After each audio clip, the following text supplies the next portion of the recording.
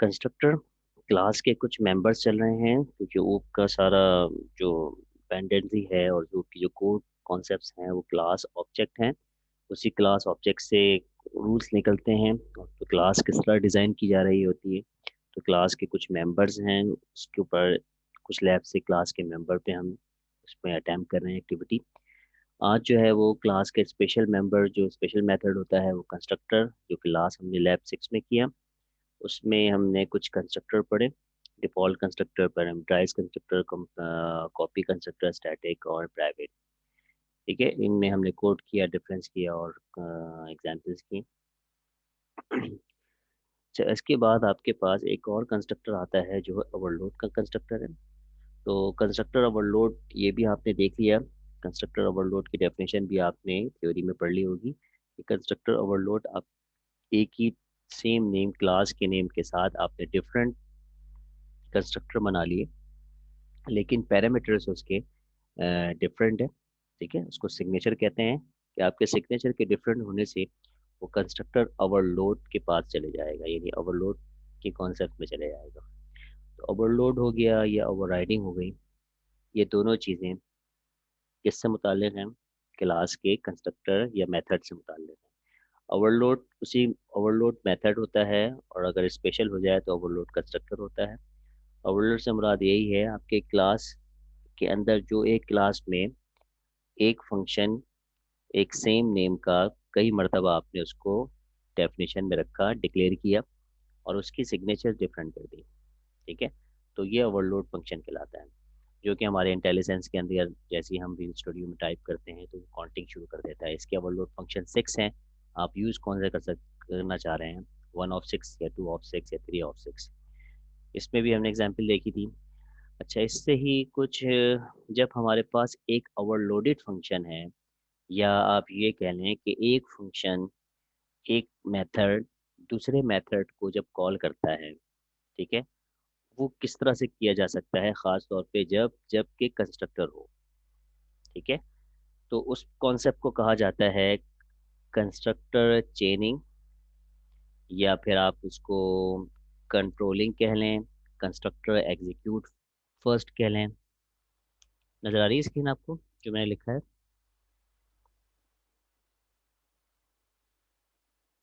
जी, note pad पे आप आ रही होगी नज़र। स्क्रीन नज़र आ रही है? Yes sir.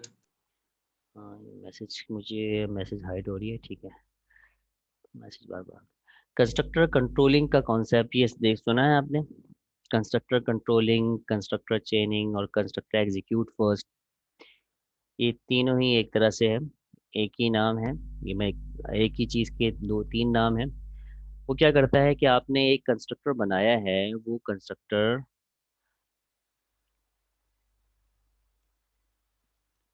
इस इसको इन्वोक होना था। ठीक है, इसने आगे चेन बना ली, दूसरे कंस्ट्रक्टर के पास कॉल भेज दी। ठीक है, इसने इसको भेज दी, जितने भी आपके पास कंस्ट्रक्टर हैं। ठीक है, और इसने आगे भेज दी।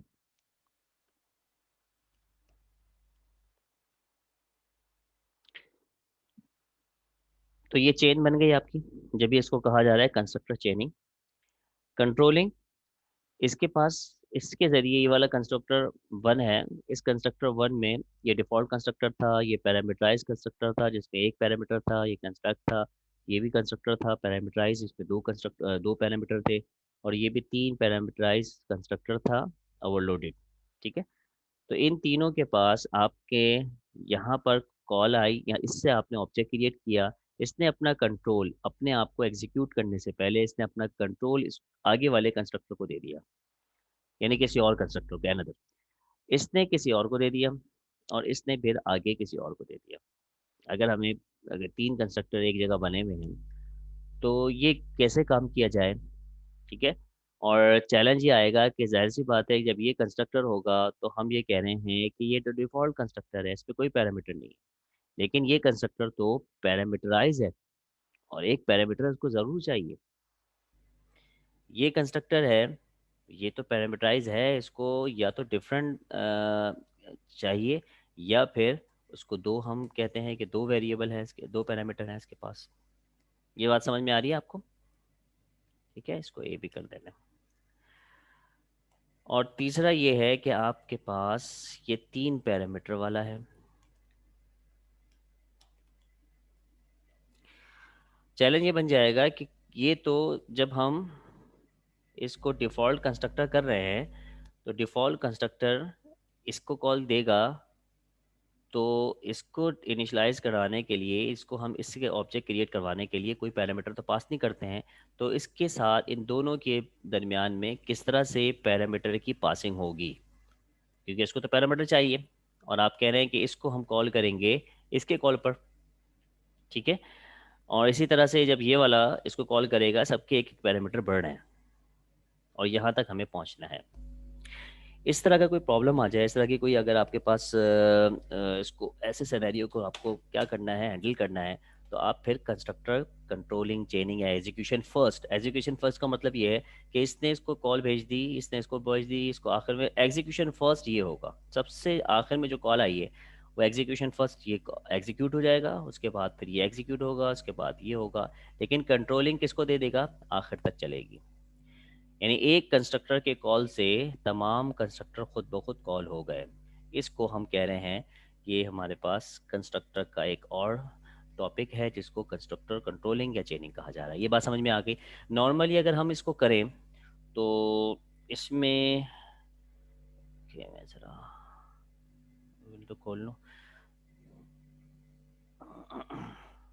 अगर नॉर्मली हम इसको करेंगे, अगर कंस्ट्रक्टर कंट्रोलिंग या चेनिंग के अलावा अगर हम काम करेंगे, तो हमें वो एफिशिएंट तरीका नहीं है। उसमें हम ब्लॉक के अंदर उसको कॉल कर लेते हैं। मैं ज़रा यहाँ पर रिपेल खोल लूँ ऑनलाइन ब्राउज़र, ताकि आपको कोड दिखा दूँ। चलो, थोड़ा सा चल रहा है आज। ये कॉन्सेप्ट समझ में आया? ये टच हुआ है आपके कंस्ट्रक्टर के टॉपिक में कहीं, पीएफ के अंदर या किसी और? जी,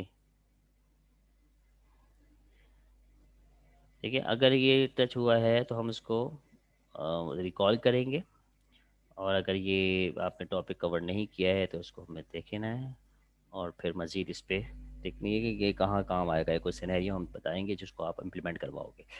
ठीक है, जैसे कि अगर ये आपके पास ब्राउज़र नज़र आ रहा है रिपेल का, मुझे काम करना है, एक क्लास बनानी है। ज़रा देखते रहिए, अगर जो चीज़ नज़र नहीं आ रही है मुझे बता दें, अगर स्क्रीन शेयर नहीं हो रही है। क्लास लगाई हमने माय क्लास की, और यहाँ पर हमने इसको एक क्लास के मेंबर्स बनाए।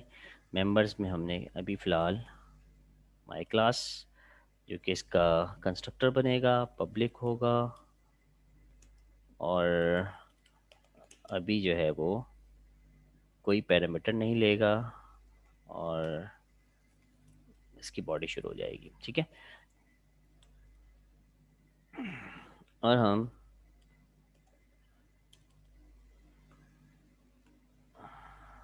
क्या हुआ, ठीक है, यहाँ पर एक कंस्ट्रक्टर में प्रिंट करवाना है, इसमें प्रिंट नहीं करवाना है, कंस्ट्रक्टर रूल्स हैं। हम चाह रहे हैं कि इसके लिए एक अलग से मेथड बना लें। टैब क्यों नहीं दब रहा है इसमें?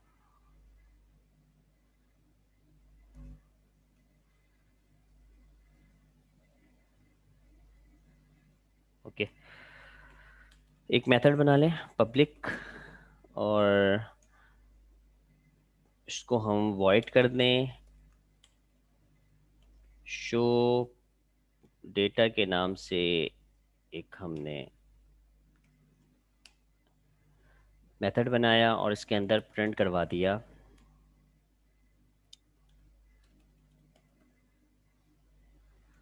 क्रिएट लाइन, प्रिंट करवाया है कि आप इसमें प्रिंट करवा दें शो डेटा। ठीक है, और शो डेटा कहाँ से आ रहा है हमारे पास, कंस्ट्रक्टर माय क्लास से आ रहा है। तो ये हमने इसकी एक रूट मैप बना दिया। ठीक है, और यहाँ इसको कॉल करवा लिया यहाँ पर। तो ये तो आपके पास इजीली यहाँ पे कॉल हो जाएगा, और मेथड आ जाएगा। तो ये भी एक है कि एक मेथड से दूसरे मेथड को कॉल किया जा रहा है। ठीक है, ये नॉर्मली आपका इजीली चल जाएगा। और इसको, इस क्लास का ऑब्जेक्ट यहाँ पे बनाएंगे हम। किस तरह से बनाएंगे? माई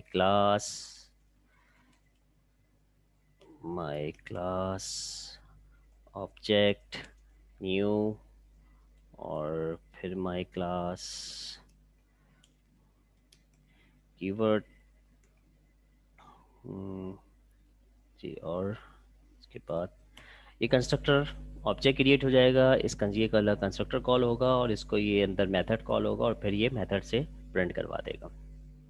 ठीक है, तो ये तो आपका प्रिंट आ जाएगा यहाँ पर। ठीक है, हम ये देखते हैं कि इसने तो कंस्ट्रक्टर से कंस्ट्रक्टर कॉल कर लिया। ठीक है, इसमें ये भी कह सकते हैं कि अगर हम इस कंस्ट्रक्ट एक और कंस्ट्रक्टर बनाएं और इसमें क्या करेंगे जी, एक पैरामीटर ले लें इंटीजर और या स्ट्रिंग,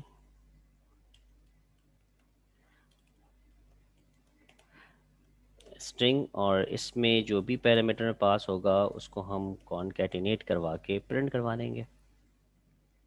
ठीक है, अच्छा दूसरा ये करेंगे कि ये अब हमारा शो डेटा नहीं रहा, ये क्लास का सेकंड कंस्ट्रक्टर हो गया जो कि पैरामीटराइज है। ठीक है, इसको हमने यहाँ पर कॉल किया और पैरामीटर दे दिया, क्योंकि ये अपने आप को कॉल नहीं कर सकता, हाँ ये इसको कर सकता है, तो हमने इसको स्ट्रिंग वैल्यू पास करवा दी। ठीक है, प्राम के साथ एग्जीक्यूट किया। कुछ एरर है? क्या मसला आ रहा है? लाइन नंबर स्ट्रिंग हमने दिया है और स्ट्रिंग इसको मिला है, और ये वॉइड कंस्ट्रक्टर वॉइड नहीं होता। तो क्या मसला आ रहा है? टाइप का कंकास्टिंग आ रही है। सर वो एक ही बढ़ने से 2 बार रिपीट हो गया है। मतलब कहाँ? लाइन नंबर सेम 12 पर? लाइन एक नंबर 11 और 15 के अंदर आपने वो लिखा है ना, पब्लिक माई क्लास सर, हम्म, वो चेंज कर लेना। यहाँ पे एरर देगा पब्लिक माई क्लास में सर, क्यों एरर देगा? कंस्ट्रक्टर में। यस सर, यहाँ पे एरर देगा ये। क्यों देगा? वजह? सर सेम स्पेलिंग है सर, क्योंकि वो कंस्ट्रक्टर तो सेम होना ही नहीं चाहिए ना सर, वरना वो रिपीट करेगा तो एरर दे देगा। नहीं नहीं, क्यों नहीं होता? ये कंस्ट्रक्टर ओवरलोड है ना, इसको हमने पैरामीटराइज किया हुआ है, ये पैरामीटराइज नहीं है। इसमें क्या डिफरेंस है? ओवरलोड सर में तो फिर ये तो देख। इसमें एरर नहीं होना चाहिए, हाँ, फिर इसके अलावा तो एरर नहीं होना चाहिए। The type where the variable value और the method value group has. ठीक है, तो यहाँ पर आप नॉर्मल मेथड की चेनिंग तो बना सकते हैं कि एक कंस्ट्रक्टर से दूसरे मेथड पे जा सकते हैं, लेकिन कंस्ट्रक्टर से कंस्ट्रक्टर करना, warning the use the value is never, क्या हो गया इसको? ठीक है, तो ये तो कंस्ट्रक्टर है ना, ये तो सिर्फ ऑब्जेक्ट क्रिएट करने के लिए आता है, यहाँ तो हमने ऑब्जेक्ट बनाया ही नहीं। क्लियर है? हाँ, यहाँ अगर ऑब्जेक्ट बनाएंगे तो फिर इसमें कॉल जाएगी। कंस्ट्रक्टर किस लिए आता है? कि क्लास का ऑब्जेक्ट इनिशियलाइज करवा दें, ऐसी है। यहाँ तो हमने ऑब्जेक्ट बनाया ही नहीं है, तो कॉल कैसे जाएगी? अगर हम इसको नॉर्मली एक ऑब्जेक्ट बना लें, ठीक है, और कोई भी ऑब्जेक्ट बना लें, उसके बाद फिर न्यू का कीवर्ड, अब कॉल आएगी। ठीक है, ये तो हमें इस तरह करना पड़ता है। तो कंस्ट्रक्टर, इसका मतलब ये हुआ कि इस कंस्ट्रक्टर ने इसको कॉल नहीं किया, बल्कि एक नया ऑब्जेक्ट बना है जिसने इस कंस्ट्रक्टर को कॉल किया है, फिर ये कॉल कर रहा है, तो ये कंस्ट्रक्टर चेनिंग नहीं कहलाई। जैसे हम आपने नॉर्मल मेथड को, हमने फॉरन शो डेटा वाला जो मेथड था उसको तो डायरेक्ट कॉल कर लिया, उसने ऑब्जेक्ट बनाने की जरूरत नहीं पड़ी। हम तो इसी ऑब्जेक्ट के साथ इसकी चेन चलाना चाह रहे हैं। ठीक है, तो ये कॉन्सेप्ट फिर आपके पास इस तरह हैंडल नहीं होगा। ठीक है, तो नोटपैड पे आते हैं हम और फिर चलो यहीं से बना लेते हैं। इसको बताने के लिए आपके पास एक आसान सा मेथड होगा, जिसमें अगर आप विद इन द क्लास एक कंस्ट्रक्टर यानी कंस्ट्रक्टर ओवरलोडिंग के ज़रिए आपस में चेनिंग करवाना चाहते हैं या कंट्रोलिंग करवाना चाहते हैं, तो आप इसके साथ दिस का कीवर्ड लगाएंगे। ठीक है, दिस का कीवर्ड लगेगा और जो पैरामीटर की सेटिंग है उसके बाद पैरामीटर की सेटिंग हो जाएगी। ठीक है, जैसे कि आपको अभी चार्जिंग पे लगा रहा हूँ, वेट करें। आप चाह रहे हैं कि ये कंस्ट्रक्टर कॉल हो तो हमें किसी और ऑब्जेक्ट की बनाने की जरूरत ना हो, बल्कि वो दूसरा एक पहला रूल अप्लाई हो गया, पहला रूल ने दूसरे रूल को कॉल कर लिया। अब ये वाला कॉलिंग कैसे हो जाएगी, इसके लिए सी शार्प कहता है कि यहाँ पर जैसे ही आपके पास कंस्ट्रक्टर ख़त्म हुआ है उस पर कॉलन लगाएं और दिस का कीवर्ड लगाएं। दिस के कीवर्ड के बाद अगर आप विजुअल स्टूडियो में होते हैं तो इंटेलिसेंस खुलते हैं, इंटेलिसेंस खुलते हैं और आप ब्रैकेट ओपन करते हैं तो ये कंस्ट्रक्टर जितने ओवरलोडेड कंस्ट्रक्टर होते हैं सिवाय उसके जिसके ऊपर आप खड़े हुए हैं, जिसके ऊपर आप कोड कर रहे हैं, उसके अलावा जितने भी ओवरलोड फंक्शन होंगे वो इसकी लिस्ट में दे देगा। अभी कितने आ रहे होंगे इसके लिस्ट में, एक कंस्ट्रक्टर आ रहा होगा। ठीक है, जो कि स्ट्रिंग एक पैरामीटर का है। समझ में आ गया? तो इसको हम ये समझ गए हैं कि ये हमें ये वाला काम नहीं करना, ऑब्जेक्ट क्रिएट नहीं करना, हमें नॉर्मल कंस्ट्रक्टर का चेनिंग वाला कॉन्सेप्ट इस्तेमाल करना है जिसको हम कंट्रोल आगे भेज रहे होंगे। ठीक है, इसके अंदर मैं अभी हार्ड कोड वैल्यू लिख देता हूँ। ये कौन सी हमारी है, इसको कहते हैं, हम कह दें प्राम्स, कौन सा है, ज़ीरो, ज़ीरो प्राम्स का ये कंस्ट्रक्टर है। ठीक है, जब ये कॉल होगा तो इसको ये प्रिंट होना चाहिए। ठीक है, जबकि मैं कह रहा हूँ कि भाई यहाँ पर बाद में इसके ब्लॉक में बाद में आएगा, पहले ये कंस्ट्रक्टर चेनिंग का रूल कहता है कि ये कॉल पहले कंट्रोल आगे भेज दे। कंट्रोल आगे का मतलब क्या है कि ये कंस्ट्रक्टर कौन सा कॉल होगा, ये वाला कॉल होगा, और ये है पैरामीटराइज, और कौन सी वैल्यू जाएगी पैरामीटर की, स्ट्रिंग वैल्यू। तो हम यहाँ पर कोई स्ट्रिंग वैल्यू दे देते हैं। ठीक है, नॉर्मल अभी हम यहाँ पर प्राम्स इक्वल टू 2 कर देते हैं। ठीक है, 1। और ये इसका मतलब ये हुआ कि जैसे ही इसके पास कॉल आई इसने दिस के कीवर्ड से पहचाना कि इसका कंस्ट्रक्टर में एक पैरामीटर जो स्ट्रिंग वाला है वो कंस्ट्रक्टर कौन सा है। तो जेरक से जब मारेगा 17 पे, 17 पे जब मारने के बाद इसको एग्जीक्यूट करने जाएगा, ये एग्जीक्यूट होगा तो फिर जब ये ख़त्म हो जाएगा तो फिर इसमें जाएगा। तो हम यही काम करते हैं, इसके अंदर जो पैरामीटर में वैल्यू आई है इसको यहाँ से प्रिंट करवा देंगे। ठीक हो गया, फिर जब ये ख़त्म होगा फिर आखिर में ये प्रिंट होगा।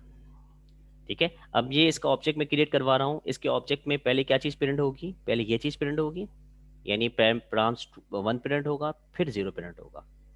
रन करें। ठीक है, पहले देखिएगा प्राम 1 को किया, उसके बाद प्राम्स 0 को इसने एग्जीक्यूट किया। तो ये है कॉन्सेप्ट जिसके अंदर हम कंस्ट्रक्टर की चेन बना सकते हैं।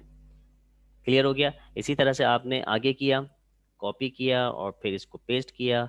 आपको एक और पैरामीटर चाहिए, ठीक है, तो आपने यहाँ पर एक इंटीजर पैरामीटर ले लिया, 2 पैरामीटर, तो ये कंस्ट्रक्टर ओवरलोडिंग दोनों के दरमियान में हो गई। ठीक है, अब यहाँ पर हम चॉइस है कौन सा कॉल करना है, हमने कहा ठीक है ये जो है पास कर देगा इसको, यानी कंट्रोल दे देगा सेकंड वाले को और सेकंड वाला दे देगा थर्ड वाले को। ये आप अपने हिसाब से रूल बना सकते हैं, ये डायरेक्ट से इसको भी कॉल कर सकता है। अभी हम क्या कह रहे हैं, चेंज बना रहे हैं, इससे ये कॉल हो जाएगा और इससे ये कॉल हो जाएगा। तो इसको कॉल करने के लिए क्या होगा, दिस, फिर 2 पैरामीटर देने पड़ेंगे। पहला पैरामीटर लाइन नंबर 21 पे जो कंस्ट्रक्टर है वो इंटीजर है, उसके बाद स्ट्रिंग है। तो यहाँ पर हम क्या करेंगे, एक इंटीजर वैल्यू दे देंगे, ऐसी रैंडमली कोई भी वैल्यू, और यहाँ पर वही दे देते हैं प्राम्स 2। ठीक है, 2 प्राम्स के साथ है ये। तो ये जैसे ही इसको ये मिलेगा तो ये अपना कंट्रोलिंग इस कंस्ट्रक्टर को दे देगा, ये जाएगा और सबसे पहले ये प्राम 2 का मैसेज आएगा, ये कॉल होगा, उसके बाद फिर ये कॉल होगा। क्लियर है? ये बात समझ में आ गई सबको? ये है हमारे कंस्ट्रक्टर की चेन। क्लियर हो गया? इसमें किसी को कंफ्यूजन है? अगर है तो हैंड रेस करें या मैसेज दे। अच्छा, अब सिनेरियो है, सिनेरियो को ये मीटिंग हम फोर्सली क्लोज करते हैं और एक नई मीटिंग लेते हैं। उसमें मैं आपको एक केस बताऊंगा कि ये उस केस से आपको फिर जो चीज़ें सीखने को मिलेंगी फिर हम अगली वीडियो में करेंगे। आप लोग फ़ौरन ज्वाइन करें।